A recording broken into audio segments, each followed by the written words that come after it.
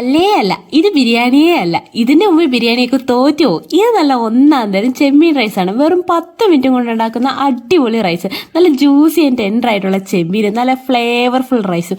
എങ്ങനെയാണ് ഉണ്ടാക്കുന്നതെന്ന് കാണണ്ടേ? അതിന് വേണ്ടിയിട്ട് ക്ലീൻ ആയിട്ടുള്ള ചെമ്മീനിലേക്ക് ഉപ്പും മഞ്ഞപ്പൊടി മുളക് പൊടി വിനാഗിരിയും ഒക്കെ ചേർത്തിട്ട് നന്നായിട്ട് തേച്ച് പിടിപ്പിച്ച് കുറച്ച് നേരം റെസ്റ്റ് ചെയ്യാൻ വെക്കാവേ. ഒരു 4 ചെമ്മീൻ മാറ്റി വെക്കണം. ആ ചെമ്മീനില്ലേ ഒന്ന് മിക്സിയുടെ ജാറിൽ ഒന്ന് അടിച്ചെടുക്കണം. ഇതെന്തിനാന്ന് ഞാൻ ലാസ്റ്റ് പറയാവേ. ഇനിയില്ലേ പാനിലേക്ക് എണ്ണയും നെയ്യൊക്കെ ഒഴിച്ചിട്ട് ഈ ചെമ്മീനൊക്കെ ഇട്ട് കൊടുത്ത് നമുക്കൊന്ന് ഫ്രൈ ചെയ്തെടുക്കാവേ.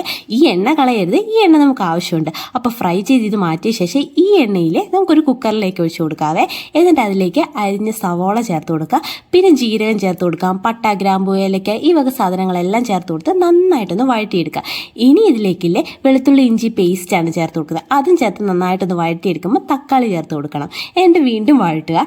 ഇനി ഇതിലേക്ക് പച്ചമുളക് ചേർത്ത് കൊടുക്കാം, മല്ലിയില ചേർത്ത് കൊടുക്കാം, പിന്നെ കരിവേപ്പില ചേർത്ത് കൊടുക്കാവേ. എന്നിട്ട് നന്നായിട്ടൊന്ന് വഴറ്റിയെടുക്കുക. ഇനി ഇതിലേക്ക് റൈസ് ചേർക്കേണ്ട ടൈമാണ് കേട്ടോ. ഞാൻ ജീരകശാല റൈസാണ് ചേർത്തേക്കുന്നത്. എന്നിട്ട് ആവശ്യത്തിനുള്ള വെള്ളവും കൂടി ഒഴിച്ച് നന്നായിട്ടൊന്ന് മിക്സ് ചെയ്യുക. ഇനി ഇതിലേക്ക് ഉപ്പ് ചേർത്ത് കൊടുക്കുക. ആദ്യം അരച്ച് വെച്ചാൽ ചെമ്മീൻ്റെ പേസ്റ്റും കുറച്ച് നെയ്യും കൂടെ ചേർത്തിട്ട് നന്നായി മിക്സ് ചെയ്തിട്ട് അടച്ചു വെക്കാവേ. ഒരു 2 വിസിലടിച്ചാൽ നമ്മുടെ ചെമ്മീൻ റൈസ് ഇവിടെ റെഡിയാണ്.